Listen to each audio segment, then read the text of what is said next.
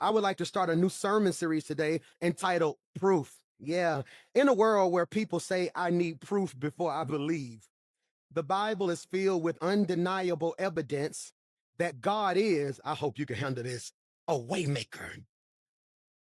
The Bible is filled with undeniable evidence that God is a deliverer.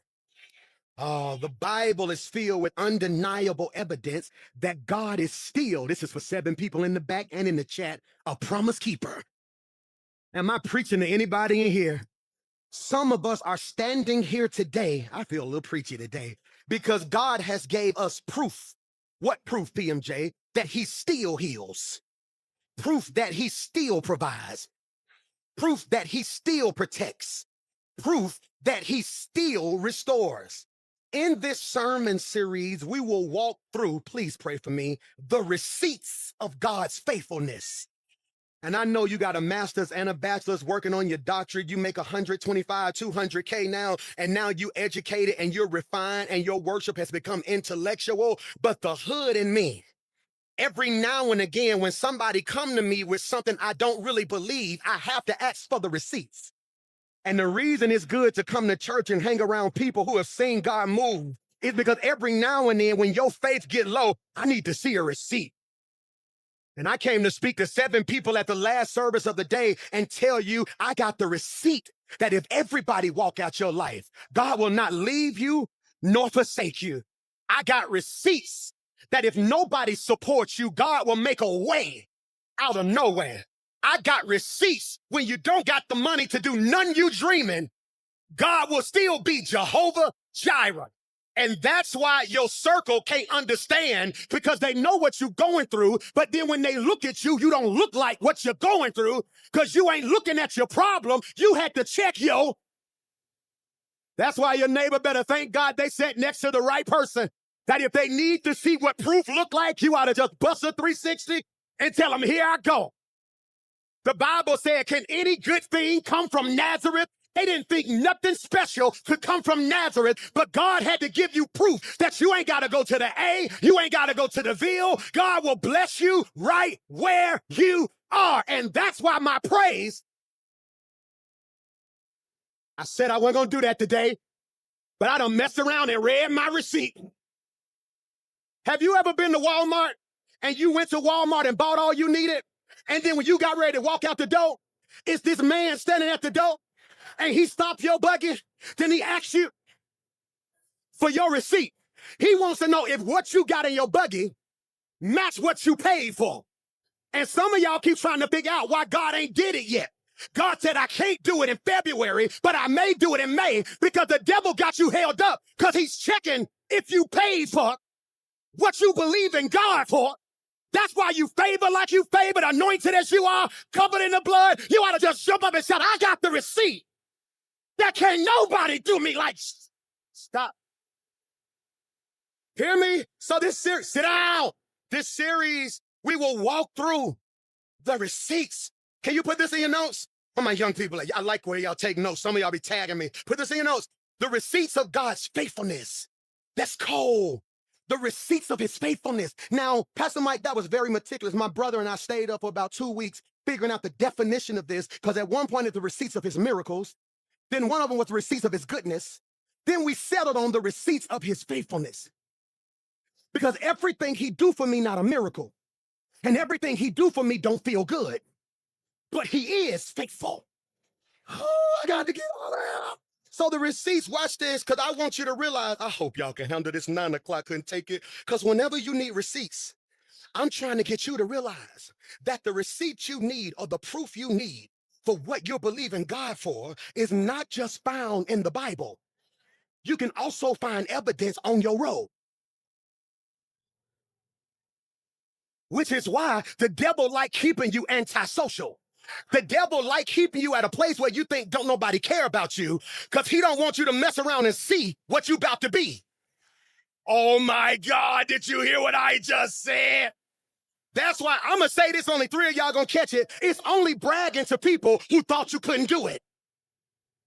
Oh my God! Michael!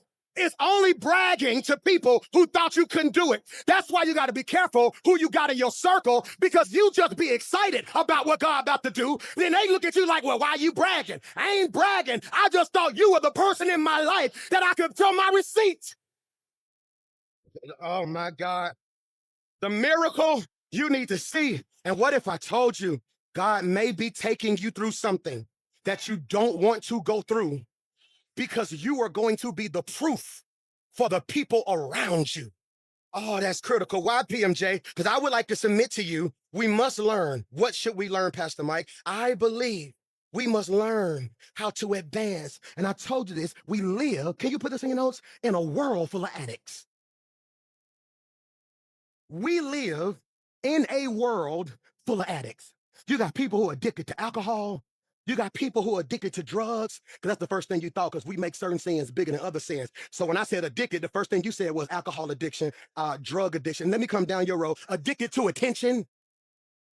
You always got to be seen. Always got to let people know what you do. Addicted to your phone. Addicted to affirmation. Addicted to the past. It's an addict on your road right now. They ain't hiding right now. Some of you, can I say this? Addicted to miracles. You have become a professional at not doing nothing because you think God is supposed to come through. So I discovered that so many Christians are missing God because they have a spirit of entitlement. And what if I told you, I said this last year, I said it the year before, and I'm going to say it the next 3 years. The worst thing that God has done for some of us is been good. The worst thing God has done for some of you has been good. He's been so good for so long that now, even when you know you're wrong, you have no remorse, because you now expect him to still be good. You are addicted. But what if I told you that one of the greatest addictions facing our generation, put this in your notes, is the addiction to answers? We want answers. And can I free you real quickly? We must learn how to advance without answers. Why is that important, PMJ? This is worth writing. It is impossible to live by faith when you can't live without answers. That was rich. It is impossible to live by faith when you can't live without answers. What does that mean, PMJ? See, because we want to know when, we want to know how, we want to know why, we want to know where. That's what we want to do right there. God, we want that. When the reality of our faith, this is good, is that we know who God is. We don't know always what God will do. Did I just say that? Was that not good?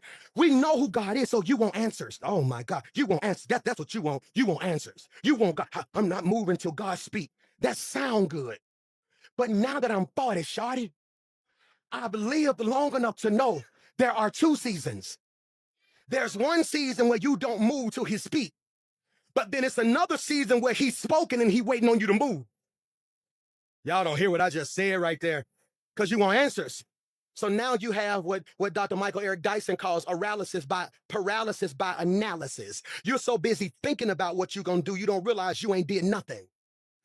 So now it's March and you're still thinking about it. Now it's June and you still thinking about it. Now it's September and you still waiting on the answer.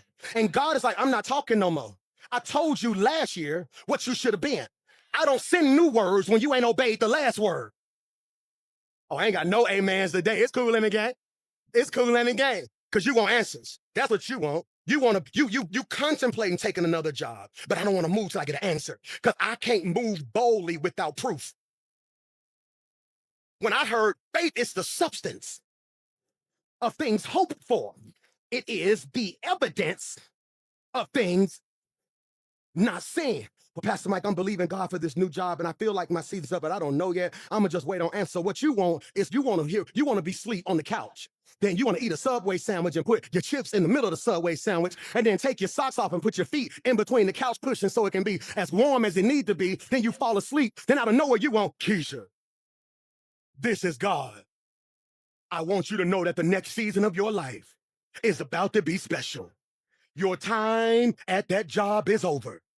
So as of right now, don't even go get your stuff. Walk in the building. Let everybody know where they can go. Walk out the building. By next Tuesday, your phone gonna ring. you're going to make 300 times what you made on that last job.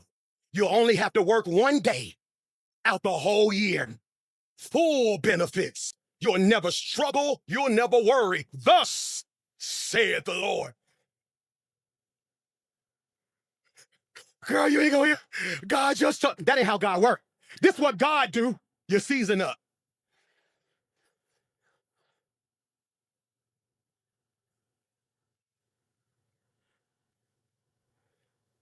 So you're not gonna tell me what's gonna happen?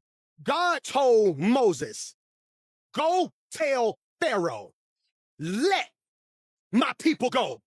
God never told Moses, and when y'all get let go, you're gonna see a Red Sea. God suggested to Shadrach, Meshach, and Abednego, be faithful. He never told them as a result of being faithful, you're gonna go into a fiery furnace. Why does God only tell me part of what I need to know? Because your faith couldn't handle the details if he gave it to you. Michael. No, you want answers, right? So what if God said, no, your season at that job is up, but stuff's gonna get cut off all May. It's gonna be, you're gonna get repossessed in June. You're gonna feel like you're losing your mind in July. But I just need you to realize by next September, everything you lost, you're gonna get back double. You wouldn't even shout for the double. Your response would be, but why I gotta lose? Which is why I believe God put Adam to sleep before he made Eve. Because had he asked Adam what he wanted, he wouldn't even been able to describe it. Because most of the people in this room, include myself, know we want God to do something. We're not sure exactly what we want him to. Put this in your notes. And the reality of our faith is that we know who God is. We don't know what he gonna do. I know God is a healer. I don't know how he gonna heal.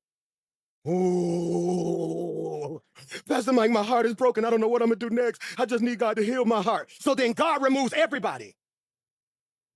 So then you go back and pray and say, God, I told you to heal my heart, but now I ain't got nobody. Because they were the ones chipping at your heart. God, I just need overflow in the name of Jesus. So you think God gonna send you $1 million. But then sometimes God just allows certain stuff to go missing so you can actually see what you actually have. This is what the text says. I know you ain't gonna shout, but I tell you anyway. My ways are not your ways. My thoughts are not your thoughts. And you so busy waiting on God to give you the answer that you don't realize your quest of waiting for the answer has now made you the problem. I don't think you heard what I just said. Pastor Mike, I need confirmation. No, you don't. What did God tell you to do? Yea, though I walk through the valley of the shadow of death, I will fear no evil. Not because I'm big and bad, not because I got a savings account. I will fear no evil because thou art with me. So all I really need to know is if you're coming, if God is going to be with me, why should I fear what's in front of me? Oh, y'all don't hear me in here. Hear me when I say this. This is good. He says, I want you to be faithful. I hope you can receive this. Because you are the proof. Put this in your notes. Proof equals evidence. Oh my God, I'm trying not to run. Proof equals evidence. And you got to be careful how you treat evidence. Okay, everybody ain't gonna get this. I used to work the night shift, 11 at night to 7 in the morning at the 4 Points by Sheraton. It's called the Claremont now by the airport. I was the night auditor, 11 at night, 7 in the morning, sleep during the day. I always woke up doing Law and Order. When Law and Order came on, that let me know it was around 9, 10 o'clock. Let me go and get myself together. See, but I like Law and Order because Law and Order always starts out with a problem. All right, soon as it comes on, it would have the music, the Law and Order music. It would say, dun, gee, boy, you done got smart, didn't you? Stop it. See, that was the music right there. Whenever you heard that music, you knew something was finna go down. Then the noise would come on, today on Law and Order, these are the particular cases of law. Dun, dun. Then it would always start with the problem. They would get to the crime scene. What do we have? It's like a forced entry. Somebody got to tussling and looks like they caught the worst end of it. What do we have? We have a male, 36 years of age, looked like he was beaten and battered pretty big. Do we got any evidence of their murder weapon? Yeah, if you look right there, there's the hammer right there. And then what does he do? He picks it up, right? No, he don't. The first thing he do is puts on gloves because when evidence is important, you be careful how you handle it. Certain people don't know they were better off walking away from you than putting their hands on you the wrong way. Because whenever you mistreat evidence, You prolong what God is trying to do in your life. He puts on his glove, and what do? He looks at it. He examines it. He's careful on how he deals with it. Then he places it in a container. Don't run, Mike. He places it at Michael. He places it in a container. Then he zips it up. You want to know what 2024 was for me? 2024 almost drove me crazy because God was doing everything I prayed for, but he had me in a bag. The bag, Michael, that you put the evidence in represents consecration. This is so valuable. I got to keep it isolated because I don't want it to become contaminated. Did you hear what I just said? Did you hear what I just said? That's why you got to stop begging people to be around you. That's why when God removes stuff, you can't go chase stuff. Because what if God got you in a type of consecration? Because he sees what you're about to become in the future. And he said, I can't let nobody contaminate your spirit. That's why I like Psalms 34 and 8, because in Psalms chapter 34, verse 8, the sweet hymnist from Israel titillates us with tough theology. David says in Psalms 34, verse 8, taste and see that the Lord is good. Why is that important, PMJ? Please put this in your notes. Because the psalmist doesn't just tell us God is good. The scripture don't say, hey, y'all, the Lord is good. He says, nah, taste and see that the Lord is good. He don't tell you, hey, God's so incredible, he's going to blow your mind. He said, I want you to do me a favor. Stop what you're doing. Taste and see that the Lord is good. Why is that important, PMJ? He wants you to understand, I'm not just going to tell you he's good. I need you to experience it for yourself. This might be worth writing. Some things can't be explained. They must be encountered. They must be experienced. When he says taste, put this in your notes, it means a personal encounter. That means tasting is intentional. I need y'all to pray for your pastor. I'm a big back. I'm a recovering big back. I'm trying to do better, but I like food. Who got my back? Anybody? I try. Hear me, I try. I make healthy stuff bad. I go get a salad, but by the time I put the chicken on it and all the other stuff and the bacon bits and 3 eggs, it's a whole protein salad. Now, I can't help it. I just like food. Don't judge me. God gonna deal with me, okay? But here's the problem I got. I have a friend who's a chef. My friend said, Mike, I got a new dish I'm working on. I need you to try it for me. Taste it for me. Let me know what you think. I get over there and I'm just smashed. Oh, this is so good. He said, hey, I told you to taste it. I said, I am. He said, you eating it. Taste it. That's your problem. I done spent all this time putting this fine delicacy together and you devouring it so quick. You missing the flavor. This is why you cannot rush the process that God has in you. Because if you move too quick, you miss the details. I don't think you heard what I just said right there. It is a personal experience. Hear me? And what if the breakthrough isn't in you knowing more, but in you experiencing more from God?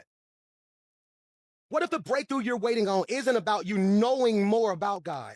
It's about you experiencing more of God. Who watched your mama cook? Throw your hand up.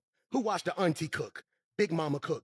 Who done watched them cook so many times, you know exactly what they're gonna do, but still can't cook yourself?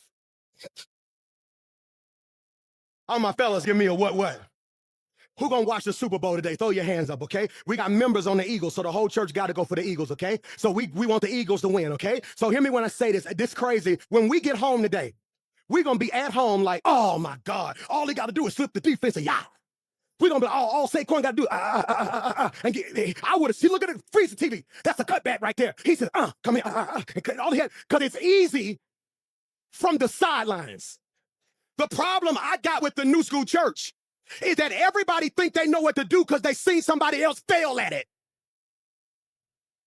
What God is saying in this season is if you're going to go to another level, it's time for you not to just know about me. It's time for you to experience me. See, I was raised in an old school church who would say, God bless the child who had his own. They would tell me you can't get into heaven off your daddy relationship with God. I heard testimony service growing up. That's why I got to put it back in church. We got incredible worship. We got incredible lights, but we got to bring stuff back like testimony service. Testimony service, they would tell you what God did for them.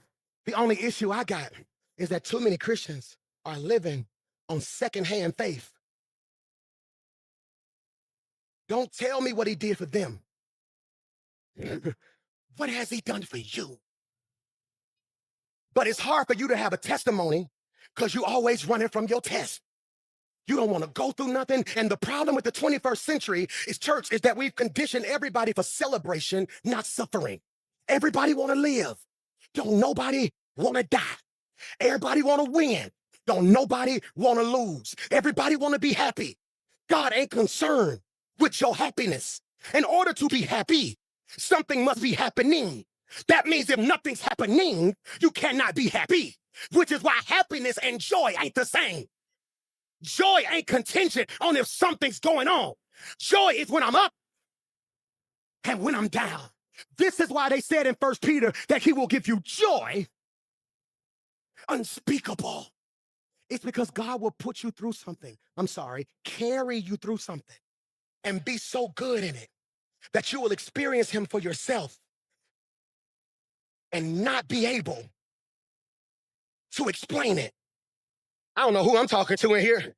And you want to shout, but you're bro. They don't want people in their business. They trying to be dignified. But some of us in here right now got 2 or 3 situations in our past where we still don't have a clue how God got us through that season of our life.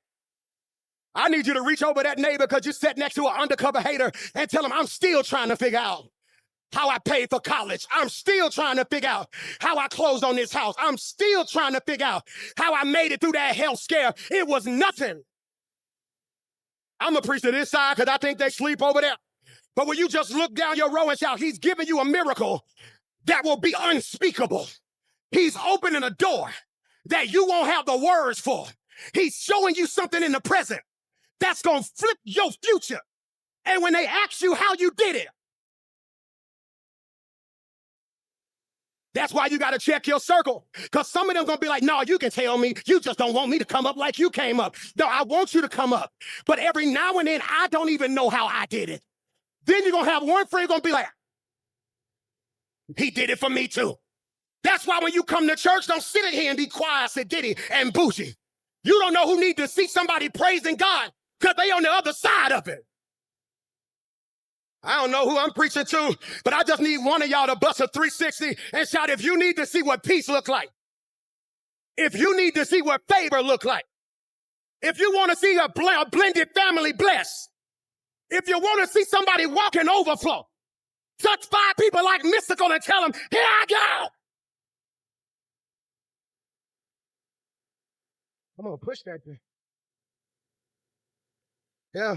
I, Michael, am the proof. That's why you walk different. That's why stuff don't bother you the way it bothers other people. I've seen God, Michael, do too much in my life to be panicking and stressing about this. He said, oh, taste, that's a personal encounter. Then here's what messed me up. And see is a shift in your perspective. He said, I want you to taste and see. Okay, pray for me. I think I have an addiction that I need God to deliver me from. I mess around and saw people do mukbangs on YouTube and TikTok. Now I'm addicted to them. They be eating, the sauce be all over here. They be smacking loud like they're caramel loud. But for some reason, I just be sitting there watching it like, that looks so good. I said, it tastes good. My problem is it don't look good. He said, once you progress past tasting, I need you to see. Put this in your notes. See is perspective. Oh my God. Which means we can be looking at the same thing, but don't see the same thing. Which means faith, you might want to write this, is the lens. I'm going to say it better. Faith is the lens that reveals God's hand in your life. I'm going to explain it. Faith is the lens that reveals God's hand in your life. Some of us are miserable because we see it wrong. Have you ever took your child to see a 3D movie and you were so ready to go, you just got their glasses, got them some popcorn and went in there and sat down? Then out of nowhere, you start having a headache and you looking at the screen like something that didn't hit you. It's a 3D movie. You got to go get what? The right lens. Glasses ain't glasses. It's the lens. The glasses ain't special. See, the glasses or the frames is just style. It's the lens that matter. You can have a Gucci frame, but if the lens ain't right, you still gonna be blind. Some of y'all are fashionably blind. Michael, it's the lens. Faith It's the lens that lets you see. Are y'all listening to me? The hand of God. What does that mean, PMJ? If you put on the lens of faith, you see God. If you put on the lens of foolishness, you see the problem. Which is why when you go through something, be careful who you call, because your circle determines your lens. Okay, I'm gonna see if you catch this. When you found out you needed glasses, back in the day, they sent you to the best company in the world. I'm gonna see if you know. It was called Lens. It was called Lens. Come on, class. It was called Lens. What does crafting mean? Molders. They sent you to a place that got your prescription and molded it to what it needed to be for you, which means when a problem happens in your life, your circle becomes a crafter. They determine how you see it. So when you pick up the phone, I'm so ready to leave this job. I can't take it. Boss nasty. I can't stand the people up here. Then if they just tell you, I don't blame you. If I was you, I'll go up there and tell all of them what they gave you the wrong lens. They should have said, well, maybe that's just God's way of telling you this ain't permanent. So I tell you what, go there and be faithful, but just believe something coming with you. I'm in the wrong church. It's the lens. Can I ask you a question? Can I ask you a question? What do you see? Do you got the right prescription? My glasses won't work for you. If I was to go in the back and get my glasses, ain't no medicine in them. Who thought I wore glasses? Throw your hands up. No, they're fake. It makes me look smart. Whenever I want to look a little bit more settled, I put the glasses on. Have you ever thought about it? I wear them out here. Then when it's time to read, my stupid butt take them off. Come on, let's give God praise. John chapter 5. Ain't no medicine in them. I was hanging with somebody the other day. They was like, hey, ain't nothing in these glasses. I said, no, they fashioned for me. I put on his. He needed them. Some of you are going to miss God because you're trying to wear something because it makes you look a certain way and don't realize it's not benefiting you the way it needs to benefit. Y'all don't like me today. And I'm here to tell you, God's getting ready to give you proof. This is the introduction to the series, Proof. What's the first P? Put this, it's P, proof. God provides. God's provision.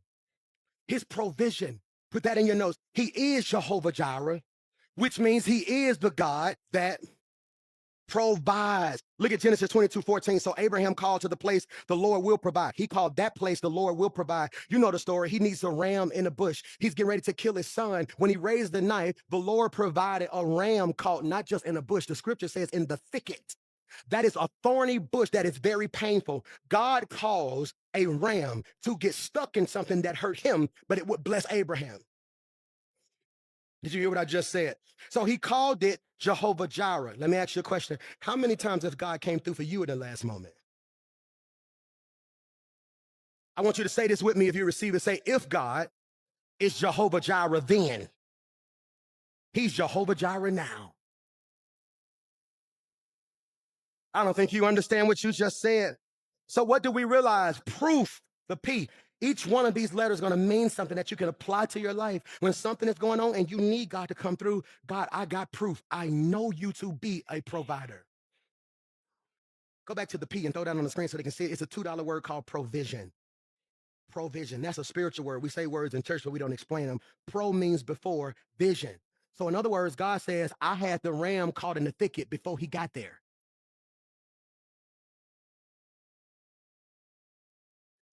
You just didn't see it till you needed it.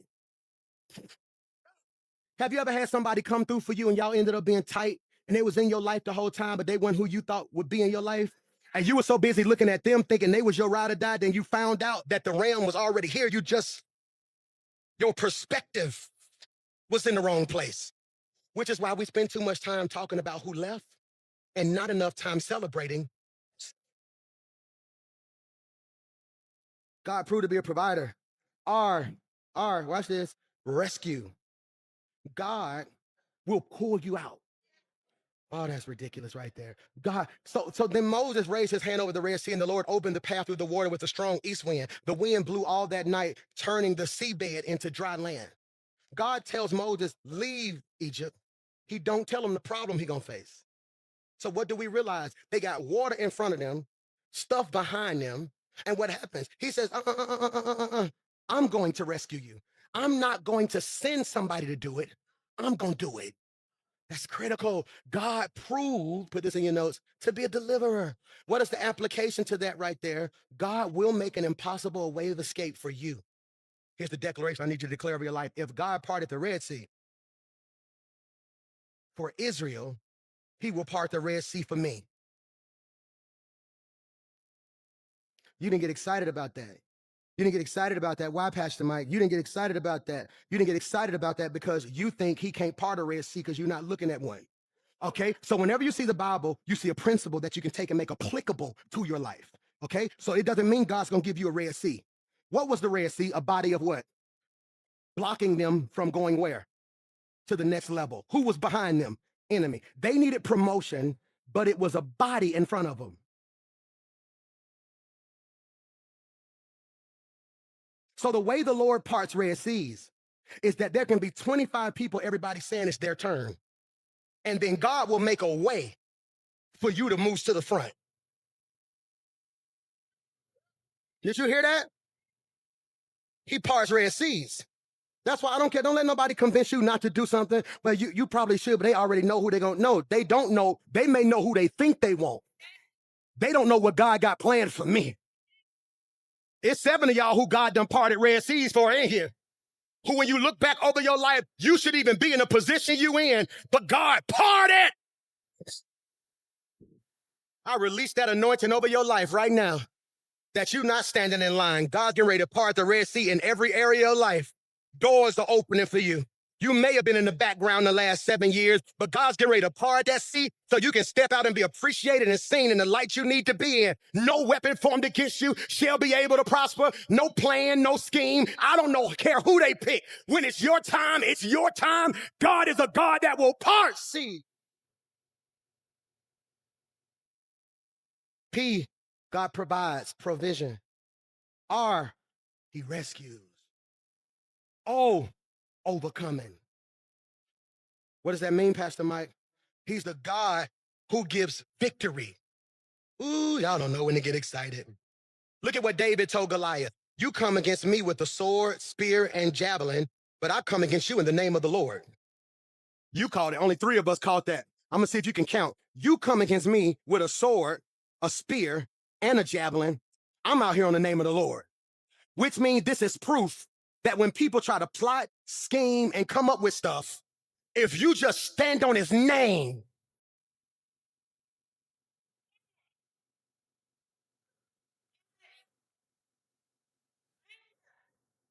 what good would it be for God to bring you out and you lose?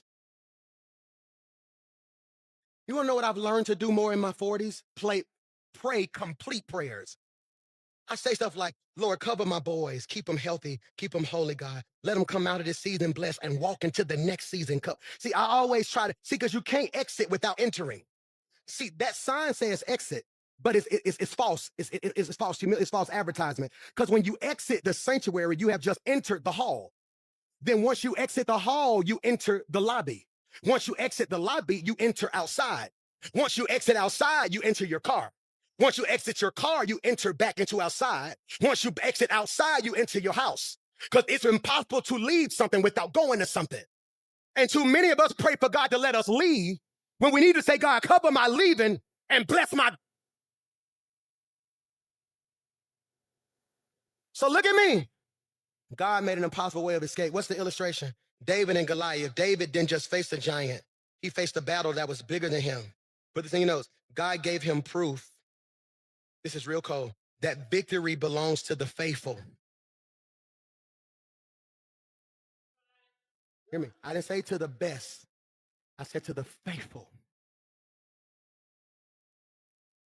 When God told me to stop putting emphasis on offerings about 12 years ago, everything in our life went down.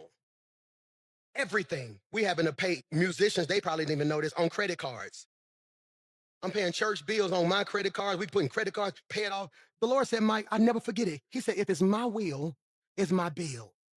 And to this day, I wish I would have had a camera on me because I've never had what I would consider this normal conversation with God. And I know I don't, I was like, well, God, I got stuff. And I just heard a still voice say, hey, I'm going to keep you. My people done been through enough. So 12 years ago, I just stopped talking about, hey, if you're going to give, that's between you and God. Everybody told me I was crazy, which is probably why we probably couldn't move at the pace we was moving.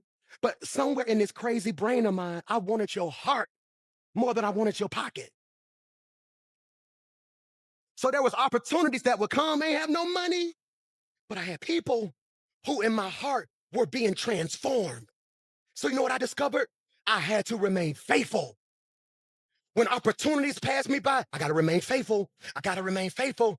And I never would have thought God would do all this. And I came to tell you, hear me when I say this, hear me, hear me. Victory is reserved to the faithful. They may never tell you thank you. Stay faithful. They may never say they appreciate you. Stay faithful. It's critical. It's critical. It's critical. He overcomes. Number 2, O, P-R, P, provision, R, he rescues, O, he overcomes. The second O, his outpouring. That's rich. I love when I see my young people putting stuff in their phone. Outpouring. Why is that important, y'all? I need y'all to catch this. He's the God who pours out of his spirit. If you look at Acts 2:2, it says this. It says, and he came like a mighty rushing wind. That's so important. Why is that important, Pastor Mike? That's so important that his presence in heaven filled the house where they were sitting. That's so important. Why? That's considered the day of Pentecost, where God showed up and filled that room. What am I trying to show you? Put this in your notes. His proof is his presence. It's his presence. I'm so grateful God keeps us in a place where his presence shows up. 2 Sundays ago, when I heard the Holy Spirit say, go to overflow, it scared me because I wasn't sure if y'all would even hear or see me in the sanctuary. But I just did what he told me to do. I was willing to let 1,200 people be mad, put 300 people in a basement because the Holy Spirit said, my presence. I had no idea y'all could hear or see me till they put it on the screen behind me. Then it scared me because I wasn't even in here and y'all was worshiping. It's because when the presence of God shows up, it is not confined to a program or 4 walls or a room. See, what do I want to happen for you? I don't want you to get a big house if you're going to be miserable. I'd rather you have a 2-bedroom apartment, but his presence in it. Because when the presence of the Lord fills your room, anxiety got to flee. Depression got to flee.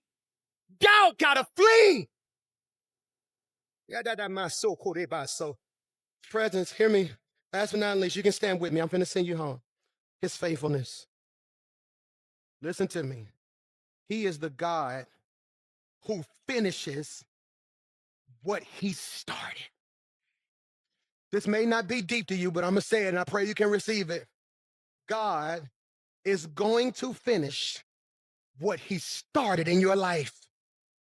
I'm going to say it again.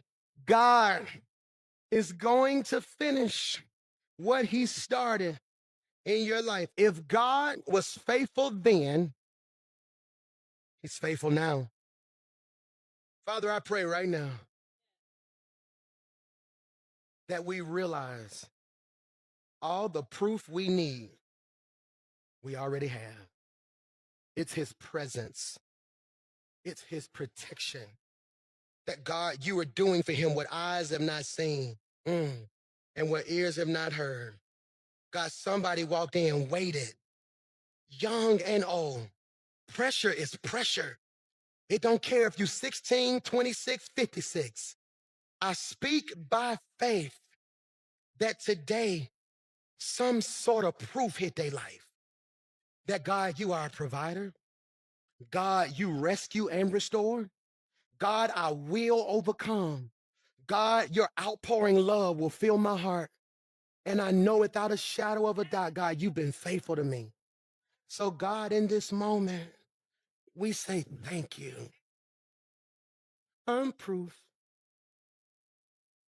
of what God can do. I'm proof what God can do. I'm proof of what God can do. I'm proof. That soul. what God can. He does miracles,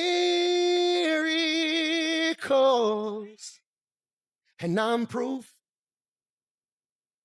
of what God can do. He still does miracles, and I'm proof of what God can do. There's never been a problem God couldn't solve. And if you ask David, he'll tell you giants fall. I met a woman in the hospital, and doctors did all they could do. She's still alive to tell you that he does miracles. And I'm proof of what God can do. He still does miracles. And I'm proof of what God can do. I'm proof.